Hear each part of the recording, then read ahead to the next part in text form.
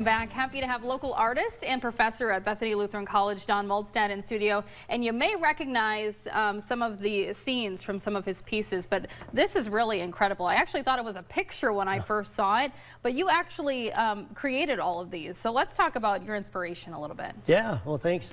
I often like to walk and run in the when the weather's decent, and it's been pretty nice even this winter. But I go through the alleys, and sometimes you get some interesting views of the city from the alleys. So I've got the show coming up on Thursday, and I thought, well, I'll try to do some of them kind of from an alley perspective, because it's so different than other things. So this one is the back of the courthouse, Worth County Courthouse, and this is kind of down by, I always called it Hubbard Milling. It's gone through about 4 name changes. Yeah. So, and this one is St. Peter and Paul's Church, kind of an alley view of that. That's a really cool perspective. You don't think about it like that. And I guess one of the things that I really like about your stuff is you turn something that's so like ordinary, almost taken for granted, and really put a spotlight on those places. And it's just like, hey, like this thing that you pass by every single day, take a moment. It's beautiful. Oh, thanks. Yeah. This one, when I was a kid, I grew up just a few blocks. I moved to Mankato when I was 6, so I've been here pretty much my whole life. And when I was a kid, I used to bike down this alley, and I always kind of liked this shot of the church window at the end. There was just something unique about it.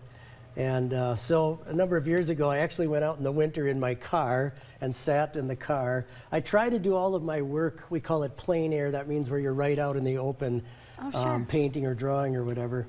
And so that one I actually did sitting in my car for a number of hours. So you kind of skirted the rules there. That one. But how long does that take you? Well, you know, the original drawing, it probably starts, takes a good hour and a half to 2 hours to get the main lines down and everything.